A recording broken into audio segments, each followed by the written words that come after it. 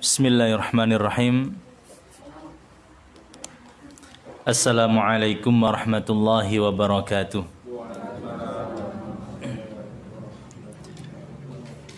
Innal hamdalillah nahmaduhu wa nasta'inuhu wa nastaghfiruh wa na'udzu billahi ta'ala min shururi anfusina wa sayyiati a'malina. May yahdihillahu fala mudilla lahu wa may yudlil fala hadiya lahu. Asyhadu an la ilaha illallah wahdahu la syarika lah wa asyhadu anna Muhammadan abduhu wa rasuluh wa safiyuhu wa khaliluh. Ballagha ar-risalah wa addal amanah wa nasaha al-ummah wa jahada fillahi haqqa jihadih hatta atahu al-yaqin. Tarakana ala mahajjatil bayda lailuha kanahariha la yazighu anha illa halik. Wa nusalli wa nusallim ala nabiyyina wa habibina wa syafi'ina Muhammadin wa ala alihi wa sahbihi wa man tabi'ahum bi ihsanin ila yaumiddin, amma ba'd. Fa inna asdaqal hadithi kitabullah wa khairal hadi hadi Muhammadin sallallahu alaihi wasallam wa syarral umuri muhdatsatuha wa kullu muhdatsatin bid'ah wa kullu bid'atin dhalalah wa kullu dhalalatin finnar. Allahumma 'allimna wanfa'na bima tu'allimuna waj'alna minar rasyidin. Allahumma ati nufusana taqwaha wa zakkiha anta khairu man zakkaha anta waliyuha wa maulaha. Jamaah kaum muslimin, bapak-bapak, ibu-ibu yang dirahmati Allah Subhanahu wa taala. Pada kesempatan yang sangat baik ini insyaallah kita akan melanjutkan kajian kita dari hadis Al-Arba'in An-Nawawiyah, yang insyaallah kita akan memasuki hadis yang keempat. Hadis yang diriwayatkan oleh Abdullah bin Mas'ud. Qala al-muallif rahimahullahu ta'ala rahmatan wasi'ah an Abi Abdurrahman Abdullah bin Mas'ud radhiyallahu anhu qala haddatsana Rasulullah sallallahu alaihi wasallam wa huwa as-sadiqul masduq. Nabi sallallahu alaihi wasallam menyampaikan kepada kita wa huwa as-sadiqul masduq, dan Nabi sallallahu alaihi wasallam itu benar dan dibenarkan. Inna ahadakum yujma'u khalquhu fi batni ummihi arba'ina yawman nutfatan. Inna ahadakum, sesungguhnya di antara kalian, yujma'u khalquhu, penciptaannya dikumpulkan, fi batni ummihi, di dalam rahim ibunya, arba'ina yawman nutfatan, 40 hari dalam kondisi, dalam keadaan masih sperma atau nutfah. Thumma yakunu alaqatan mithla dhalik.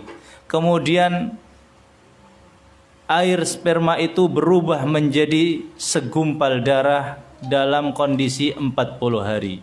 Thumma yakunu mudghatan mithla dhalik. Kemudian segumpal darah itu berubah menjadi daging dalam kondisi 40 hari. Thumma yursalu ilaihi malak. Kemudian diutus salah seorang atau salah satu malaikat. Thumma yursalu ilaihil malak fayu'maru bi arba'i kalimat. Diutus malaikat, kemudian diperintahkan dengan mencatat 4 hal. Bikatbi rizkihi, untuk menulis, mencatat rizkinya. Wa ajalihi, dan ajalnya. Wa amalihi, dan amal perbuatannya. Wa syaqiyun aw sa'idun, apakah dia amalannya menuju kepada kehancuran, kesengsaraan, atau menuju kepada kebahagiaan dan kesenangan. Fawalladzi la ilaha ghairuh, maka demi Allah yang tidak ada Tuhan selain Allah yang paling berhak disembah. Inna ahadakum, sesungguhnya di antara kalian semuanya, la ya'malu bi'amali ahlil jannah, ada orang yang mengamalkan amalan ahli surga, hatta ma yakuna bainahu wa bainaha illa dhira, sampai jarak dia dengan surga tidak ada batasannya kecuali satu hasta. Fayasbiqu alaihil kitab, kemudian ternyata takdir mendahulunya. Fayamalu bi'amali ahlin nar, kemudian dia melakukan amalan-amalan penduduk neraka. Fayadkhulaha, kemudian dia masuk ke dalam neraka. Wa inna ahadakum, dan di antara salah satu di antara kalian, la ya'malu bi'amali ahlin nar, ada yang mengerjakan amalan-amalan penduduk neraka. Hatta ma yakuna bainahu wa bainaha illa dhira, sampai kondisi dia dengan neraka tidak ada jaraknya kecuali satu hasta. Fayasbiqu alaihil kitab, akan tetapi takdir telah mendahuluinya. Fayamalu bi'amali ahlil jannah, kemudian di akhir hayatnya dia melakukan amalan-amalan penduduk surga. Fayadkhulaha, kemudian masuk surga. Jamaah yang dirahmati Allah Subhanahu wa taala, hadis ini termasuk hadis yang sangat agung, hadis yang sangat besar. Ulama-ulama banyak yang memberikan komentar tentang agungnya hadis ini. Ibnu Mulakkin rahimahullahu taala mengatakan, "Lau am'ana al-a'immatu ya, lau am'ana al-a'immatu an-nadhar fi hadzal hadis kullihi min awwalihi ila akhirih lawajaduhu mutadhamminan li'ulumi syar'iyyah." Kalau seandainya ulama-ulama itu betul-betul melihat dengan seksama hadis ini, maka ulama itu akan mendapatkan ilmu yang banyak tentang apa? Tentang semuanya, mulai dari zahiruha wa batinuha, mulai dari penciptaan manusia dari proses pertama sampai kemudian ya perjalanan terakhir manusia sampai takdirnya.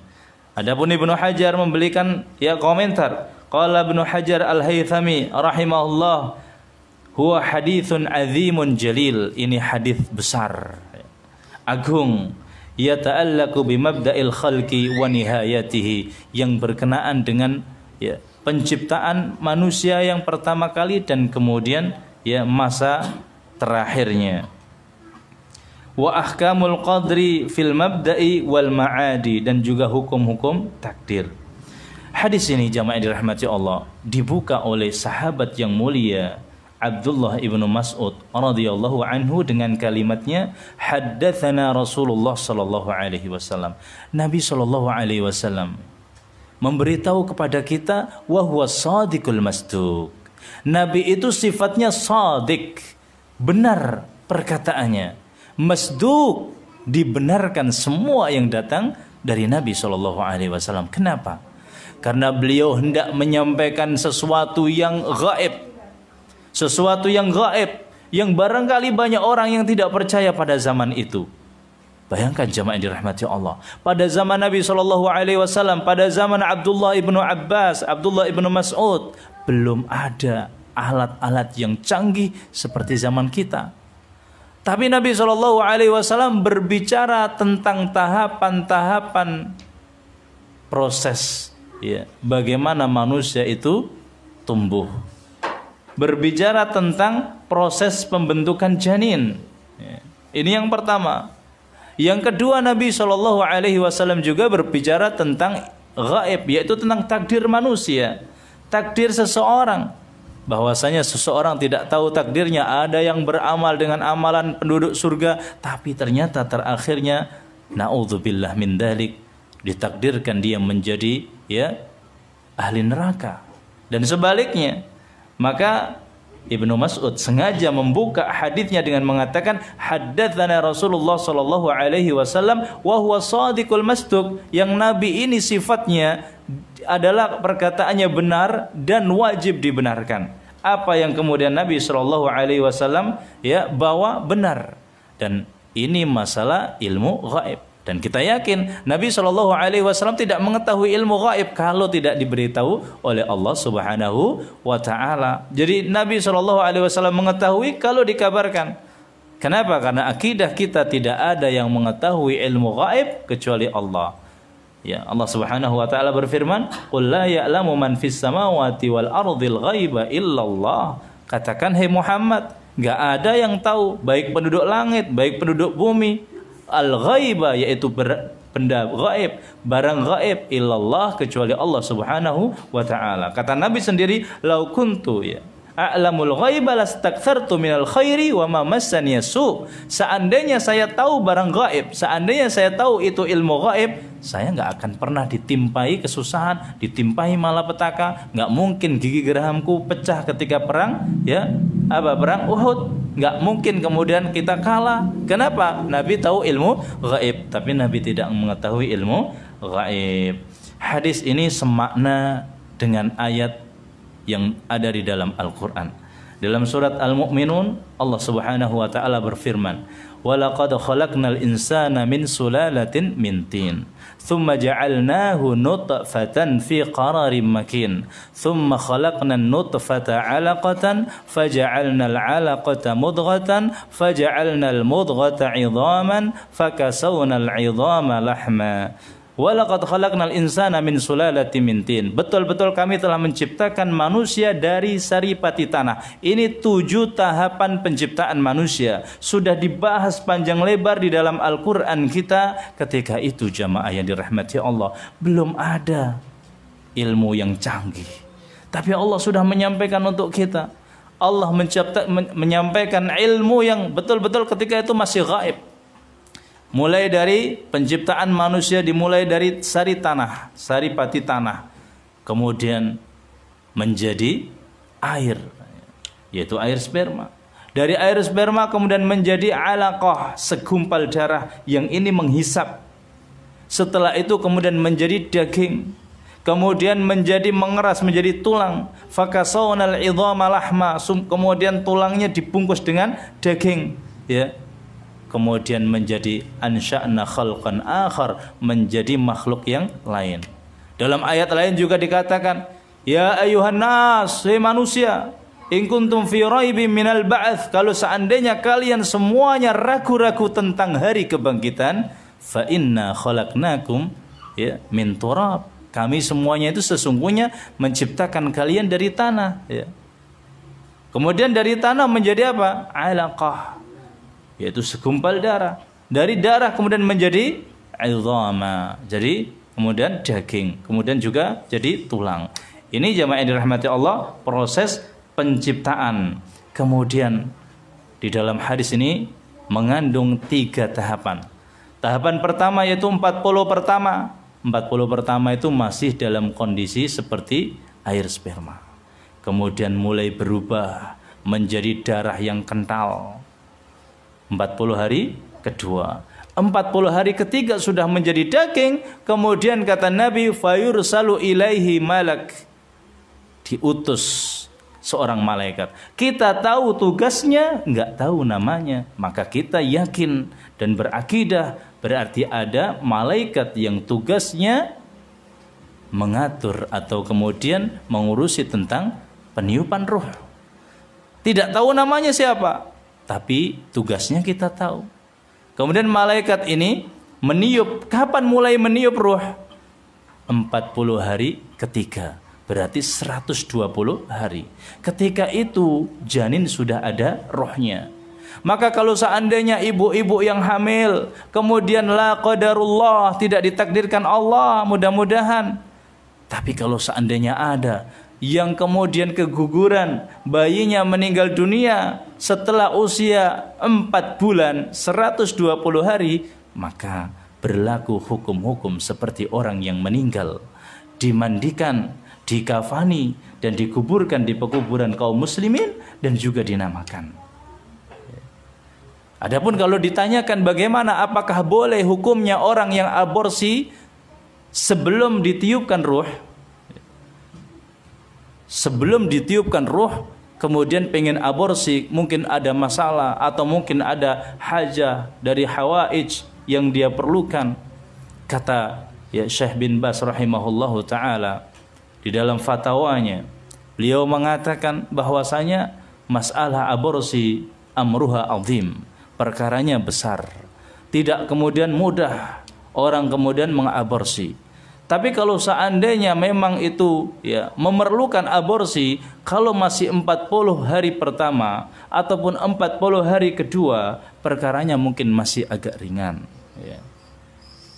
Apalagi kalau seandainya ya memang itu diperlukan ya. Kalau hamil pertama 40 hari disebutkan sudah bisa mengetahui, kok kemudian kata Syekh bin Baz ya mungkin dia itu lemas, capek dan kemudian sakit, maka mungkin masih bisa.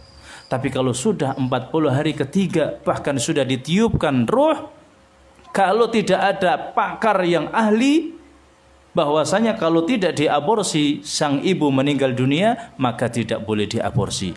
Dan itu pun tetap dianjurkan tidak diaborsi dan bersabar atas takdir itu sampai seorang ibu ini melahirkan. Karena banyak jamaah dokter-dokter kandungan yang kemudian ternyata mengetahui anak Anda begini, cacat seperti ini, tidak punya tulang tidak punya otaknya ini tidak ada tempurungnya. Maka kalau tidak diaborsi, nanti kalau lahir juga akan meninggal dunia. Akhirnya tergiur dan mengaborsi. Naudzubillah min dzalik. Jadi biarkan dan bersabar sampai kemudian masanya itu datang sendiri. Bersabar ya. Karena kadang-kadang disebutkan oleh dokter begini, kalau sudah ya 40 hari dan tidak 40 sudah sampai 120 hari, 4 bulan roh sudah ditiupkan dan tidak membahayakan ibu, membahayakan anak, meskipun itu kenapa sudah diterima takdirnya dengan sabar. Mungkin ada kadang-kadang jarinya 6, jarinya 7 ya. Tidak masalah, sabar ya. Itu diantara hukum-hukum. Fayursalu ilaihi malak, diutus malaikat, fayu'maru ya fayanfukhu fihi ruh, kemudian meniup ruh jamaah yang dirahmati Allah Subhanahu wa taala. Perkaranya pun ajib ya. Ruh ini kita merasakan, tapi kita tidak tahu keberadaan ruh dan bentuknya ruh itu seperti apa.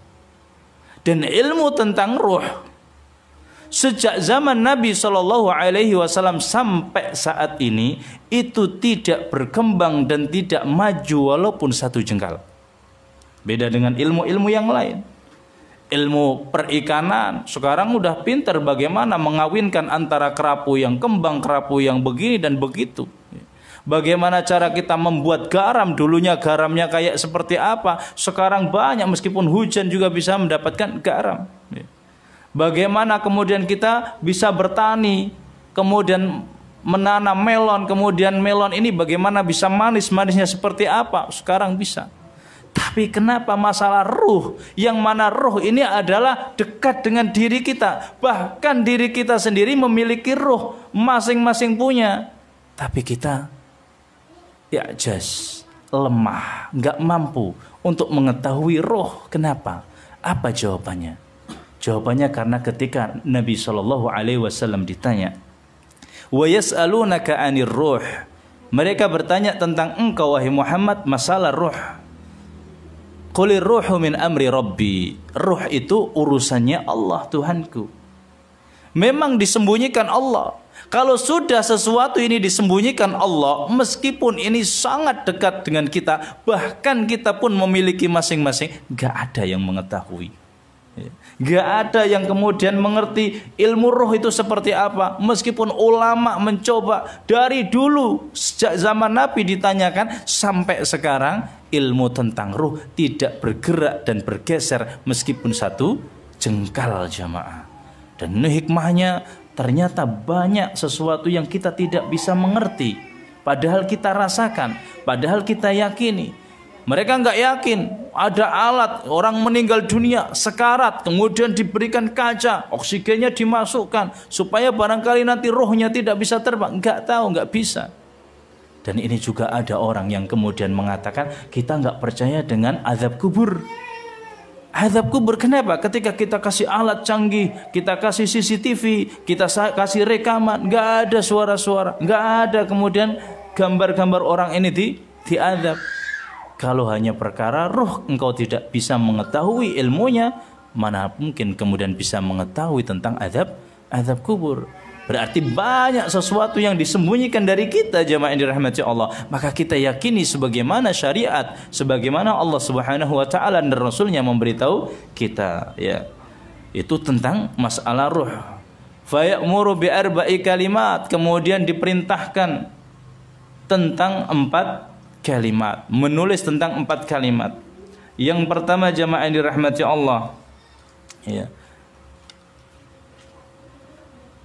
diperintahkan untuk menulis rizkinya, ya. Maka rizki, jamaah yang dirahmati Allah, itu sudah diatur oleh Allah Subhanahu wa taala, sudah ditulis bahkan di Lauhul Mahfuz sebelum penciptaan langit dan bumi 50.000 tahun. Kemudian malaikat ini diutus ketika sang janin sudah berusia, ya, 4 bulan, ditulis rezekinya ini berapa, rezekinya ini apakah banyak atau sedikit. Jadi semuanya sudah ada. Maka tidak mungkin seseorang ini meninggal dunia kalau rezekinya belum sempurna. Makanya Nabi SAW bersabda, innaka lan tamut hatta yastawfa rizqah. Engkau tidak akan meninggal dunia sampai kapan? Sampai kamu itu benar-benar sempurna rizkinya. Maka kata Nabi SAW, fala tastabti'ur rizqa, maka jangan engkau kemudian mendahulukan rizki. Maksudnya kamu cepat-cepat, pengen cepat, banyak kaya, banyak uang, atau kemudian kau lambatkan. Wattaqullah, tapi bertakwalah kepada Allah. Wa ajmilu fit talab, dan perbaguslah dalam mencari rizki. Ya'khud ma halla wad'u ma haram, ambil yang halal, tinggalkan yang haram. Kenapa? Karena rezeki itu sudah ada takarannya masing-masing. Kapan itu rezeki datang, persis seperti malaikat maut menunggu kematian. Kalau memang rezeki hari ini cuma segitu, meskipun kita banting tulang, peras keringat, tidak akan bertambah. Istri, suami, dua-duanya bekerja, rezekinya cuma segitu, sama saja. Kalau suaminya sendiri yang bekerja, ya juga sama aja, karena memang rezekinya cuma segitu. Karena Allah sudah menuliskan masalah itu. Seseorang tidak mungkin meninggal dunia. Ada seorang bapak, ya, yang koma di ICU, ya, di ICU itu berminggu-minggu, bahkan berbulan-bulan. Lama dia itu koma, sampai Pak Bu katanya, itu dikiranya itu sudah nggak ada harapan hidup. Tiba-tiba dia sadar. Ketika sadar ditanya, kangen pengen makan sate kambing. Lama nggak makan sate kambing. Dibelikan sate kambing, seneng, makannya lahap. Karena saking lahapnya makan sate kambing, kemudian sakit lagi dan koma lagi, kemudian meninggal dunia. Padahal pertama komanya lama, nggak mati-mati. Kenapa? Karena belum habis rezekinya. Rezeki terakhirnya makan sate kambing. Meskipun sudah koma, berbaring berbulan-bulan, nggak akan mati sebelum dia menghabiskan sate kambing. Begitu dia makan sate kambing, ya, kemudian udah koma lagi dan meninggal dunia. Itulah rezeki. Persis seperti kematian. Kalau belum waktunya nggak nyampe. Tapi kalau sudah saatnya, ya akan datang juga rezeki itu. Dan kata Allah Subhanahu wa taala, wa fis samaa'i rizqukum wa ma tu'adun. Dan di langitlah rezeki kalian. Kita ini kayaknya kerja, berangkat pagi, pulang malam mungkin. Itu di bumi. Ngalor ngidul ngulon ngetan ibaratnya. Itu di bumi, tapi kok kata Allah rezeki kita di langit. Bagaimana itu? Maksudnya rezeki kita ini meskipun kita mencari, Masya Allah, luar biasa, tapi yang ngatur di langit. Kerjaan kita sama, jualan es, sama-sama kemudian melaratnya, belum tentu sama hasilnya. Kenapa? Rezeki kita itu di langit, yang ngatur adalah di langit. Ketika kita di bumi, cuma diperintahkan untuk usaha. Fa'jammilu itolab, perbaguslah dalam mencari rizki. Ambil yang halal, tinggalkan yang haram. Waktunya untuk ngambil rezeki, berangkat. Waktunya ibadah, tinggalkan dan ibadahlah. Kenapa? Sudah ada yang menentukan. Kadang-kadang manusia lalai. Dia sukses, dia mengatakan, semua ini karena saya belajar ilmu manajemen. Saya pintar berdagang karena saya warisi bakat ini dari bapak saya. Kalau ada orang yang mengucapkan seperti itu, menisbahkan kesuksesannya, banyaknya rezeki karena pinternya dia berdagang, pengalaman yang banyak, maka ini adalah orang-orang yang mengekor kepada Qarun. Yang mana ketika itu Qarun mengatakan, innama utitu ala ilmin indi. Saya bisa menjadi orang yang sukses sampai ya. Ini kita semua kalau menemukan harta di tanah itu disebut harta Qarun. Kenapa? Karena kuncinya ya, gudang-gudang Qarun itu saking banyaknya gudangnya itu sampai dikumpulkan kalau dipikul tidak kuat 1-2 orang, minimal 7-9 orang yang mikul ya. Inna mafatihahu latanu bil usbati ulil quwwah. Ya. Latanu bil usbati ulil quwwah, dipikul paling tidak 7-9 orang-orang yang kuat. Saking banyaknya gudangnya, semuanya isinya perbendaharaan yang berharga emas. Sehingga kemudian kata Allah, fa khasafna bihi wa bidarihil ard. Kita tenggelamkan ya, fluktuasi kemudian ditenggelamkan semuanya di dalam bumi. Maka kalau ada orang yang menemukan harta emas yang ada di tanah, oh ini nemukan harta karun. Bahkan yang nggak di tanah pun disebut harta karun, saking terkenalnya Qarun. Dan ini bagi orang-orang yang menisbahkan kesuksesannya, rezekinya kepada ilmunya, kepada ya pengalaman dia. Ini adalah orang-orang yang mengikuti perjalanannya dengan Qarun. Jamaah yang dirahmati Allah Subhanahu wa taala. Kemudian yang kedua, malaikat ini diperintahkan untuk menulis ajal. Ajal jamaah yang dirahmati Allah pun sudah ditentukan. Apakah ajal ini panjang ataupun pendek? Persis seperti rezeki. Semua manusia pasti akan meninggal sesuai dengan catatan yang dicatat oleh malaikat ketika pada usia 120 hari. Si fulan umurnya sampai 70 tahun, akan meninggalnya 70 tahun. Tidak bisa dicepatkan, tidak bisa dikurangi. Ya. Maka kita harus sadar, ya kita juga harus menjaga ya, kesehatan, menjaga tidak kemudian terkena penyakit dan terkena ini, tapi jangan terlalu panik. Kenapa?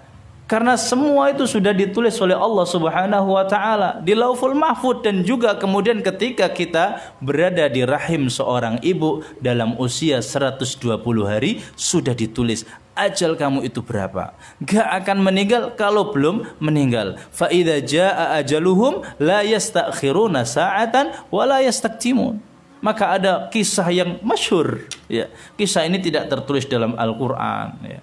Akan tetapi tertulis di dalam Israiliyat dan masyhur. Kisahnya Nabi Sulaiman bersama menterinya. Suatu hari Nabi Sulaiman duduk bersama menterinya, mengobrol satu urusan. Tiba-tiba datang seorang yang wajahnya ganteng. Orang ini jamaah yang dirahmati Allah, dekat kondisinya dengan Nabi Sulaiman, ngobrol seperti teman yang sangat akrab. Tapi ketika seorang ini kemudian keluar meninggalkan Nabi Sulaiman bersama menterinya, menterinya ini kaget. Siapa itu? Wahai Nabiullah Sulaiman, sesungguhnya itu adalah malaikat maut.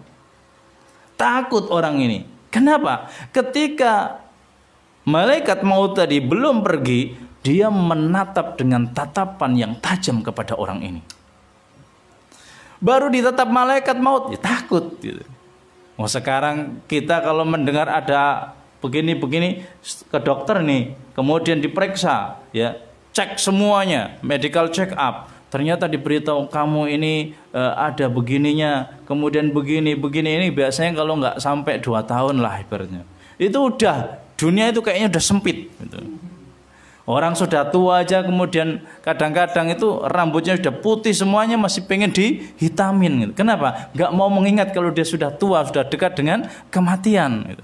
Orang ini takut, geragap. Kemudian dia langsung mengatakan, "Ya Nabi Allah Sulaiman, as'aluka billah, saya minta kepada Anda dengan menyebut nama Allah, ya, untuk meminjamkan kepada saya permadani dan kemudian supaya ditiup angin Anda sampai ke tempat yang paling jauh gitu.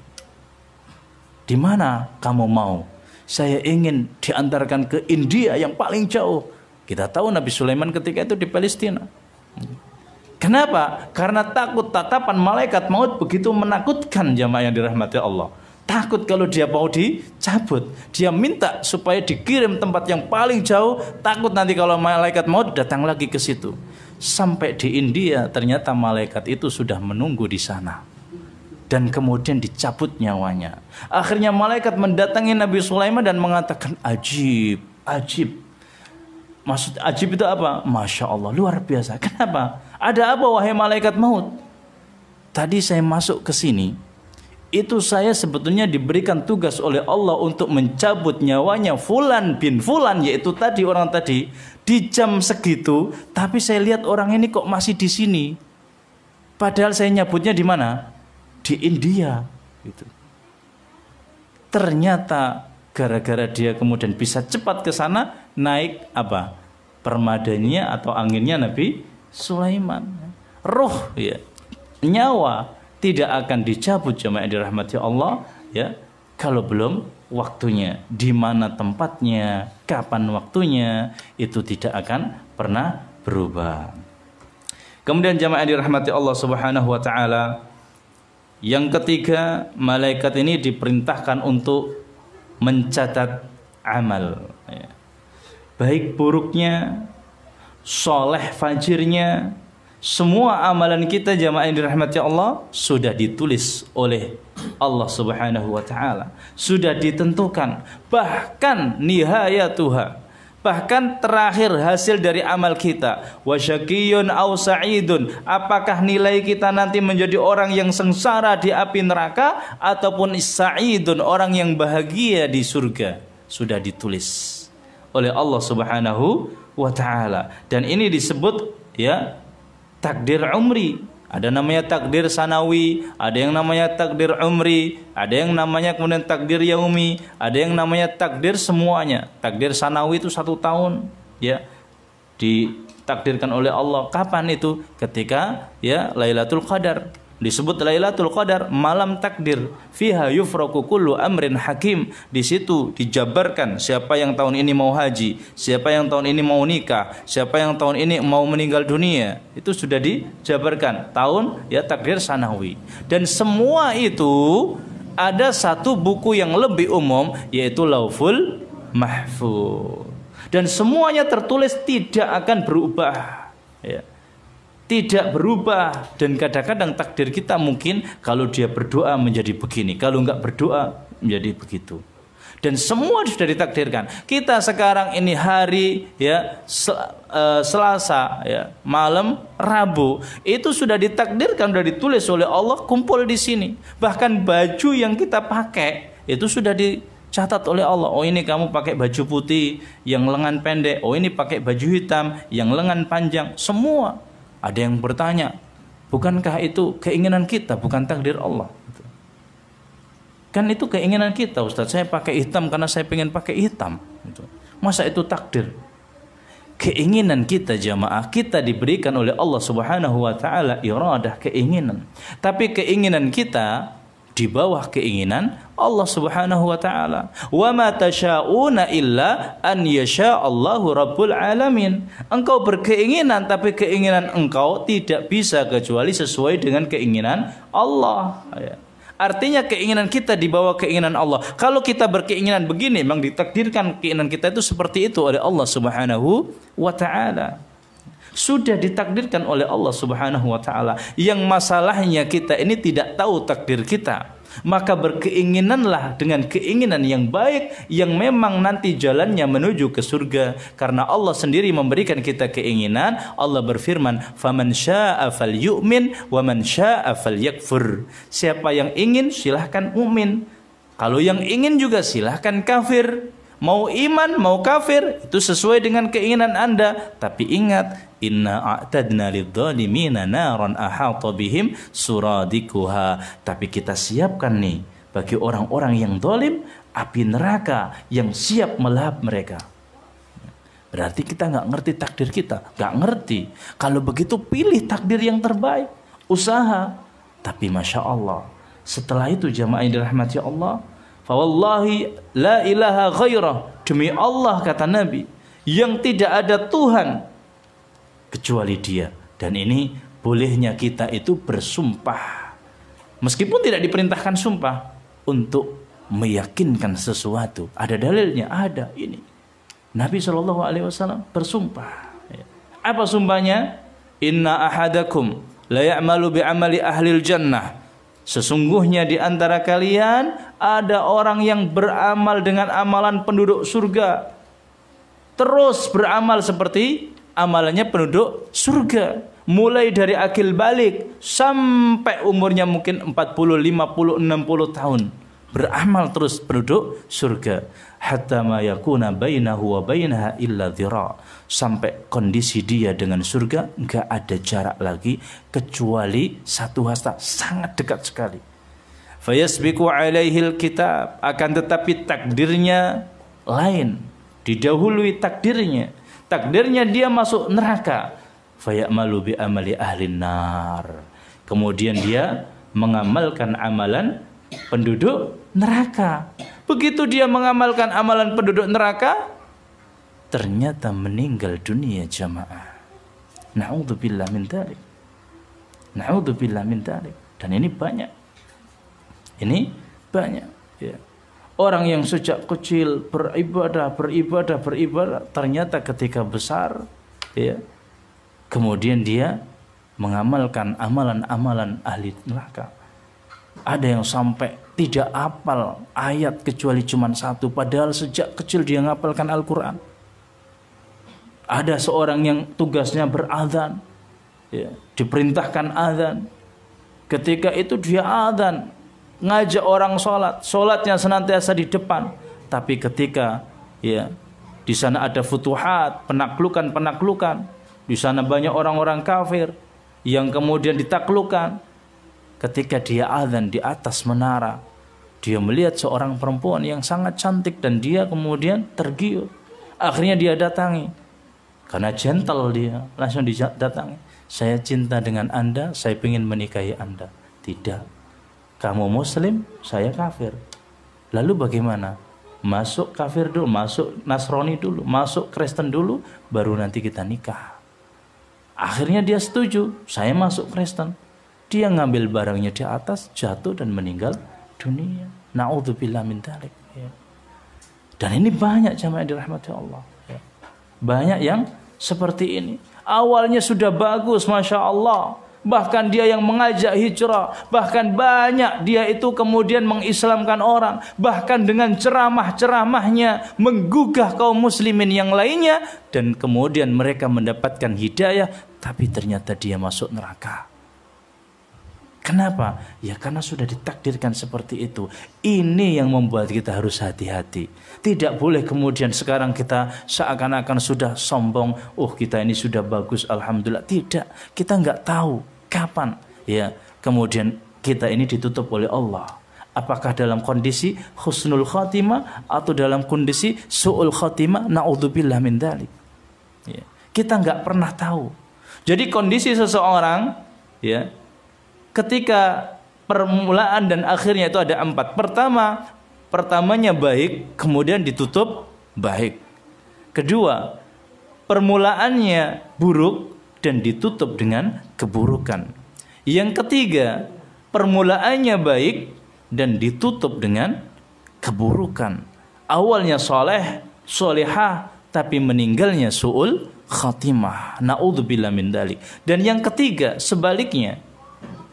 Yang ketiga jamaah dirahmati Allah, Ini orang tidak pernah beribadah, senantiasa kemudian maksiat, tapi di akhir hayatnya karena takdirnya dia masuk surga, dia kemudian taubat, masuk Islam, dan kemudian meninggal dunia masuk surga. Padahal belum pernah sujud, gak pernah sholat, tapi ternyata masuk surga. Ya. Amr ibnu Thabit, seorang sahabat Nabi SAW yang belum pernah meletakkan keningnya di bawah untuk sholat. Ketika masuk Islam, menghadap Nabi. Islam, iya. Lalu apa? Sholat? Tidak, belum waktunya sholat. Lalu apa? Sekarang waktunya perang Uhud. Ayo kita perang. Perang jamaah yang dirahmati Allah. Begitu perang, ditanya lagi, kamu perang gara-gara marah karena diserang orang-orang ya Mekah atau bagaimana? Tidak, saya perang karena beriman kepada Allah. Saya perang karena mengikuti Rasulullah. Meninggal dunia jamaah. Belum pernah sujud. Satu kali pun belum pernah. Akhirnya sahabat-sahabat memberitahukan kisahnya ini kepada Nabi. Ternyata Amr ibn Thabit meninggal dunia ya Rasulullah. Kata Nabi, ya, innahu laminal ahlil jannah. Dia termasuk penduduk surga. Jadi kita nggak tahu jamaah yang dirahmati Allah, apakah kita husnul khatimah ataupun su'ul khatimah. Akan tetapi yang paling banyak, kalau kita ini melakukan kebaikan, berjalan di atas rel kebaikan, kebanyakan kita ini akan ditutup dengan husnul khatimah. Dan kebanyakan kalau ada orang yang melakukan keburukan, senantiasa mengulangi keburukan dan bermaksiat, maka dia pun akan ditutup dengan keburukan. Dan masalah takdir ini jamaah yang dirahmati Allah, yang sangat perlu kita pegang adalah jangan sampai kita menganggap takdir Allah ini mendolimi makhluk. Ini kaidah yang sangat penting. Jangan sampai kemudian kita ketika membaca hadis seperti itu berarti Allah zalim dong. Kenapa? Kok bisa ini beramal sejak kecil tiba-tiba ditulis masuk surga, masuk neraka, sehingga kemudian dia mengamalkan amalan penduduk neraka, masuk neraka. Gimana ini? Pertama, tidak jemaah. Kaidah kita di dalam Ahlus Sunnah wal Jamaah, Allah Subhanahu wa taala dengan takdirnya tidak mungkin mendolimi hambanya. Wa mallahu bidzallami lil ibad. Allah Subhanahu wa taala tidak mungkin mendolimi hambanya. Wa ma kana Allahu liyadlimahum walakin kanu anfusahum yadlimun. Tidak pernah Allah itu mendolimi mereka, tapi mereka sendiri yang mendolimi diri-diri mereka. Maksudnya bagaimana Ustaz? Ya bisa saja jamaah yang dirahmati Allah. Ada kemungkinan orang ini kemudian beribadah terus, ternyata memang takdirnya itu kemudian masuk neraka. Kenapa? Dalam ibadahnya ini tidak murni, tidak kemudian baik, hanya sekedar dilihat oleh manusia baik.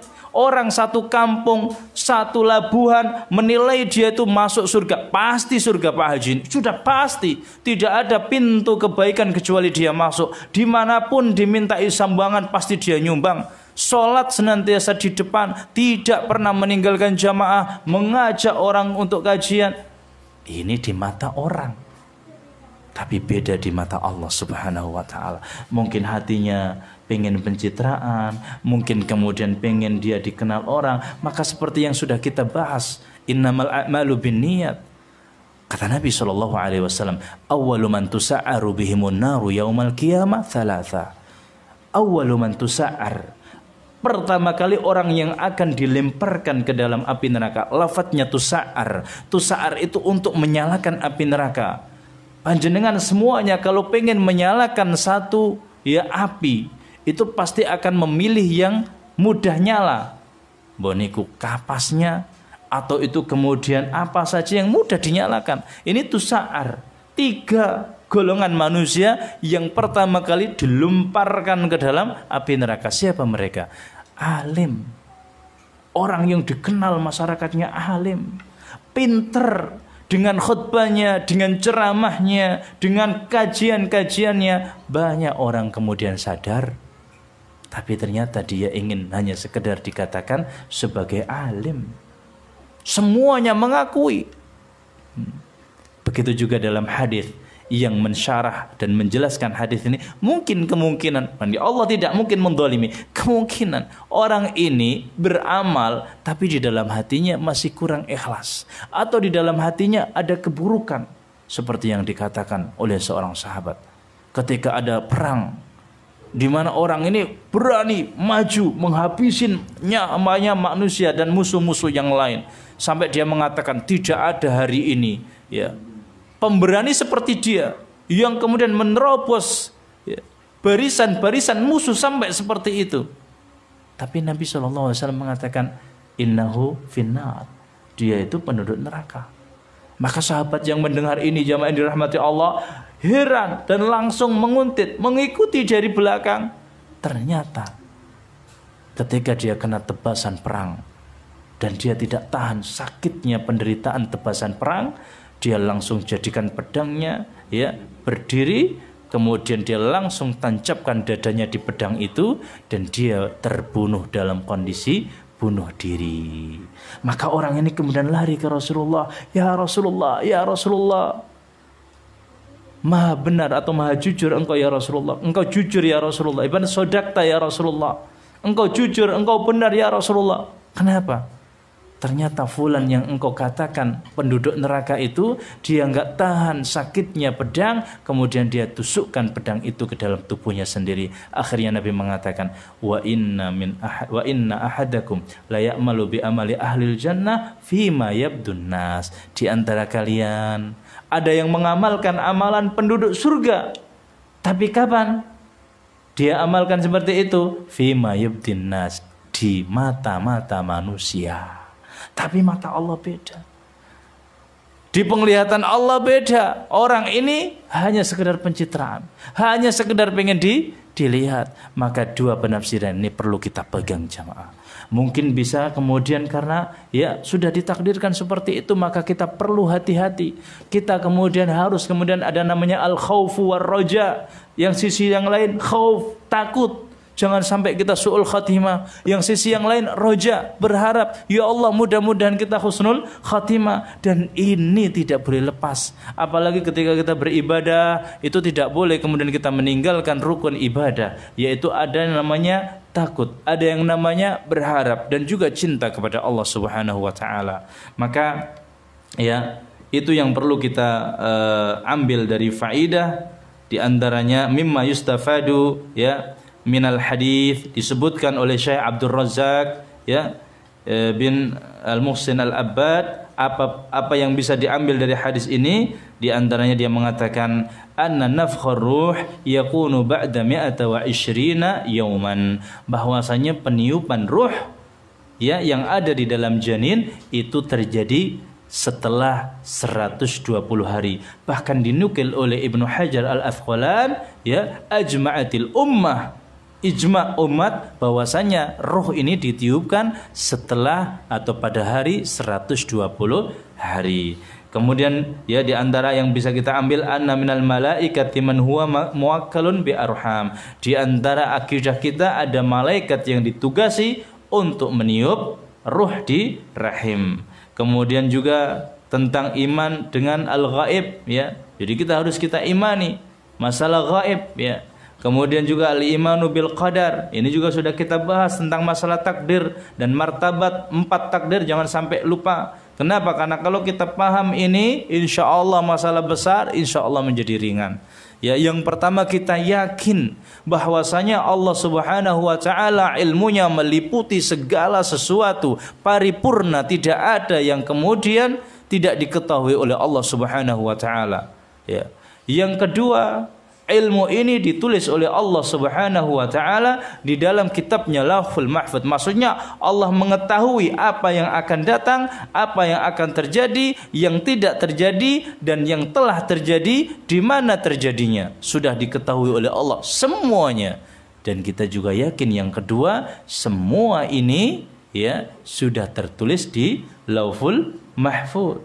Kemudian yang ketiga ya, bahwasanya Allah Subhanahu wa taala memiliki iradah ya, kehendak Untuk ini jadi, ini enggak jadi, itu kehendak Allah Subhanahu wa taala. Jadi kalau sudah kita paham, semuanya itu sudah ditulis Allah Subhanahu wa taala, apapun yang akan menimpa kamu tidak akan kemudian terpleset darimu, pasti menimpa kamu. Dan apapun yang tidak menimpa kamu tidak akan bisa menimpai kamu. Meskipun semua manusia yang ada di bumi, mulai dari rajanya, presidennya, menterinya, ingin menimpakan itu kepada kamu, tidak akan bisa menimpa kepada kamu. Sampai dikatakan, "Law istama'u ala an yanfa'uka bi syai'in lam yanfa'uka bi syai'in illa qad kataballahu lak." Seandainya semua manusia, bahkan jin-jinnya berkumpul semuanya untuk memberikan manfaat bagi kalian, yang mana ini tidak ditulis oleh Allah, tidak akan bisa mendapatkan manfaat. Meskipun ketika mencalonkan diri didukung partai semuanya, ulama dukung, semuanya dukung, tidak akan kemudian terjadi. Kenapa? Takdirnya. Meskipun ada orang khalifah ini pengen, kemudian orang ini kelaparan, diputus semuanya rezekinya, tapi kalau Allah yang masih memberikan rezeki, dia tidak kemudian mati dan mencari kehidupan yang lainnya. Maka kita yakini jamaah yang dirahmati Allah Subhanahu wa taala. Ini namanya ya takdir. Kita percaya dengan takdir ya. Kemudian di antara faedahnya al-jam'u bainal khaufi war raja. Kita menggabungkan antara takut dan harap. Nah, ini yang seperti saya sampaikan tadi. Jangan termasuk kemudian kita ya takut saja, saya takut tapi enggak kemudian berharap. Jadi harus ya harus seimbang. Bahkan Ibnu Qayyim mengatakan itu tidak boleh kemudian kita beribadah hanya kemudian mahabbah saja. Mahabbah itu adalah cinta kepada Allah saja, tanpa kita berharap surganya, tanpa kemudian kita takut nerakanya. Karena ada seseorang jamaah yang mungkin diidolakan, bahkan mungkin keluarga kita, yang itu adalah tokoh ya, sufi yang paling besar. Siapa namanya? Rabi'atul Adawiyah. Kalimatnya seakan-akan benar. Dia mengatakan, "Ya Allah, kalau saya seandainya beribadah karena berharap surgamu, masukkan aku ke dalam neraka. Kalau seandainya saya beribadah takut karena nerakamu, bakar surga. Tapi kalau seandainya saya beribadah karena berharap ridhamu, maka masukkan saya surga." Seakan-akan ini ikhlas banget. Tapi ini sejatinya meretelin ayat. Kenapa? Karena ayat yang ada itu kita diperintahkan takut neraka, diperintahkan berharap surga, takut neraka. Wattaqun naral lati waquduhan nas wal hijarah. Takutlah kamu neraka yang bahan bakarnya adalah batu, ya. Kemudian berharaplah surga. Wasari'u ila magfiratin min rabbikum wa jannah. Cepat bergegaslah kamu kepada ampunan Allah dan surga. Bahkan Nabi mengatakan, idza rajautal jannah farju firdausil a'la. Kalau kamu berharap surga, maka berharaplah yang paling tinggi. Maka kata Ibnu Qayyim, al-khaufu war-raja'u wal mahabbatu enggak bisa dipisahkan. Mahabbah seakan-akan adalah kepala burung, al-khaufu seakan-akan sayap kanan, ar-raja'u seakan-akan sayap kiri. Satu patah tidak bisa terbang. Mahabbahnya hilang, burungnya mati. Jadi tidak boleh terpisahkan. Dan inilah rukun ibadah jamaah yang dirahmati Allah. Kemudian di antara faedahnya ya, annal a'malu bil khawatim. Amal perbuatan itu dinilai apa? Penutupnya jamaah. Tidak kemudian awal-awalnya. Maka jangan kemudian kita sombong sekarang, alhamdulillah kita rajin beribadah, rajin ikuti kajian. Tetap kita jaga dan takutlah dan berharaplah terus-terusan kita bisa begini. Kenapa? Karena innamal a'malu bi khawatim. Sebagaimana orang ya yang balapan mobil atau balapan motor, kalau awalnya saja yang nomor 1, di garis finishnya kemudian ya dia nomor kesekian, ya tidak dapat ya hadiah. Begitulah. Kemudian yang terakhir, al-jam'u bainal khaufi war raja wa anna 'ala man ahsan an yukhafu sau'ul khatimah. Dan kita harus kumpulkan antara khauf dan raja. Memang harus dikumpulkan. Dan kita takut ya su'ul khatimah, berharap husnul khatimah ya. Mungkin itu yang bisa kita bahas. Mudah-mudahan membawa faedah, membawa keberkahan khususnya untuk saya sendiri, kemudian umumnya untuk jamaah semuanya. Kita tutup dengan kafaratul majlis. Subhanakallahumma wa bihamdik asyhadu alla ilaha illa anta astaghfiruka wa atubu ilaik. Assalamualaikum warahmatullahi wabarakatuh.